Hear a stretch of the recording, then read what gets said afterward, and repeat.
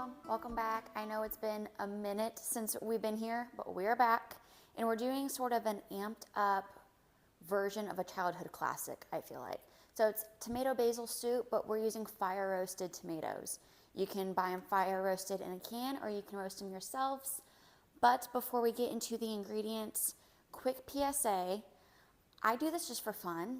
This is just kind of my creative outlet. So I am doing this now bi-weekly instead of recipes every week, just as work is getting busier, which is great. Less time for this. So sorry, but bi-weekly, just so you guys aren't expecting recipes every week. That'll give you a heads up, but let's jump right in. Okay, I feel like normal tomato soup is pretty boring because it's just straight tomato juice, I feel like.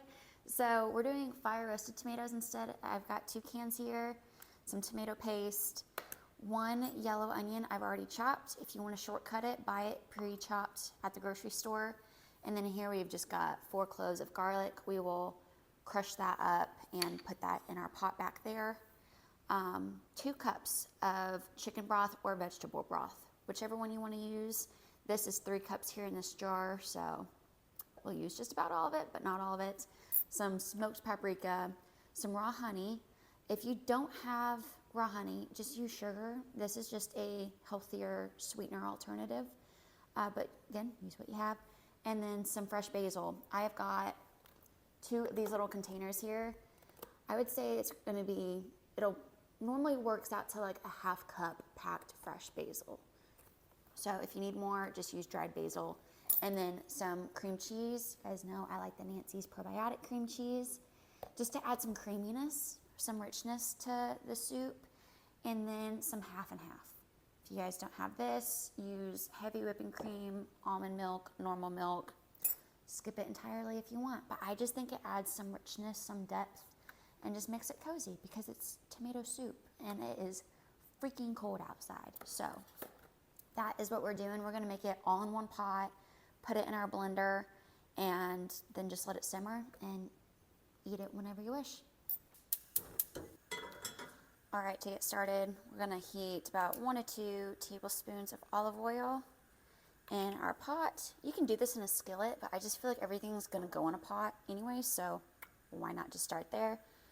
Heat this up. Once that's nice and hot, kind of glistening, I don't know if you can see that, but then go ahead and add your yellow onion. You can definitely hear that it's hot. We're gonna cook this for just about, I'm gonna say 3 minutes, just till the onions are translucent, then we'll add in our garlic.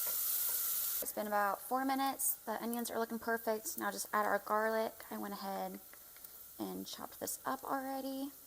This we're gonna cook for just about 30 seconds to a minute longer. If anyone's ever worked with garlic, you know, do not actually cook the garlic too long or else it'll burn and it gets bitter. I did also reduce the heat to low. It was like medium-high heat before to get the onions cooking, but flip it down just a notch for the garlic. Now we're gonna do 2 tablespoons of the tomato paste. I am not measuring, just eyeball it, unless you wanna measure it. Then our 2 14-ounce cans of tomatoes. And just a teaspoon of smoked paprika.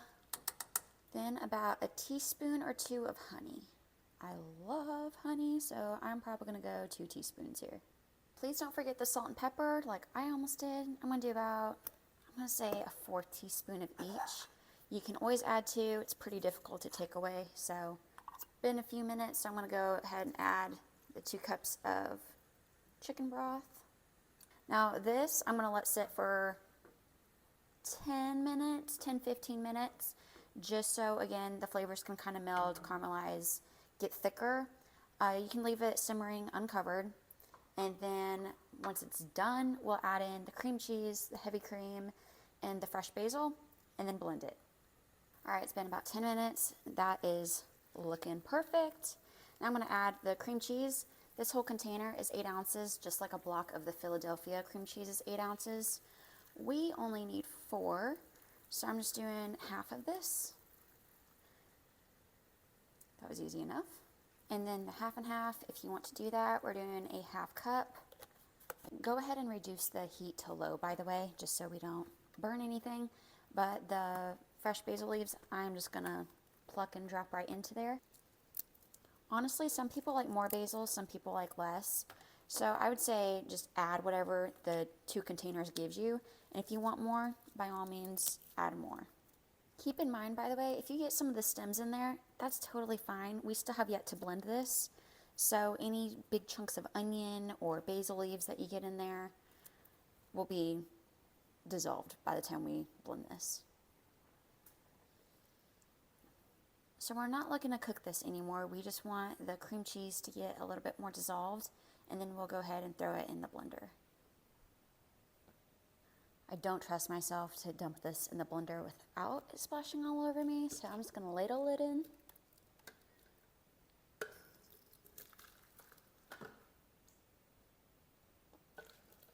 This is my strategy. This is what we're doing. I think I can get away now with dumping the rest in there. I'll test the theory so y'all don't have to.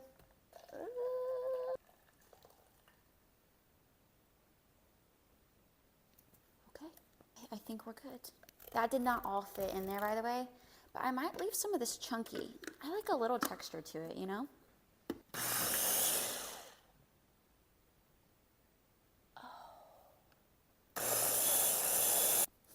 I totally forgot this has a spout. Whoops.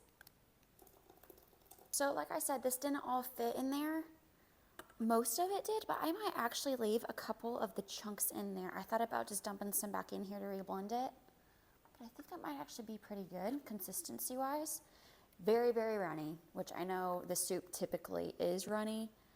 I don't like it quite that runny, so again, just put it back over the stove and let it simmer for 15, 20 minutes. Let's do 15 and then see how that goes. I feel like it always varies. In the meantime, we can clean up our mess. Oh, damn it to hell.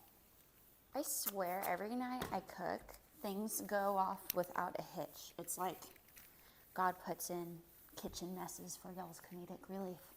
I'm not a fan. Okay, this has been simmering for about 15, 20 minutes. It's a little thicker, again, still runny, as the soup typically is, but that is about right for me. You can kind of see how much it reduced on the edge. I didn't really stir this just so you guys could see, but I think it is done. And ta-da! Aside from the minor mess that I created right here, super simple to make. I know it was a lot of adding to, waiting, then adding to, and just letting it simmer.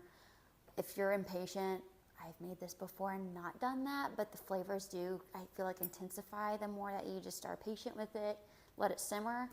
But that's all there is to it, and it makes quite a bit. So with the leftovers, if you want to freeze it in Ziploc baggies and just chuck it in there for whenever you're wanting a cozy soup or just a quick and easy convenient dinner, that's great. If you want to serve it with a cheese toastie, I know that's the classic. Well, grilled cheese. I call it cheese toastie. That's what I grew up with, but that's good. I like serving mine with chicken just to keep it lighter. But that is all there is to it. I hope you guys enjoy this one. Let me know what you think, and I will see you guys week after next.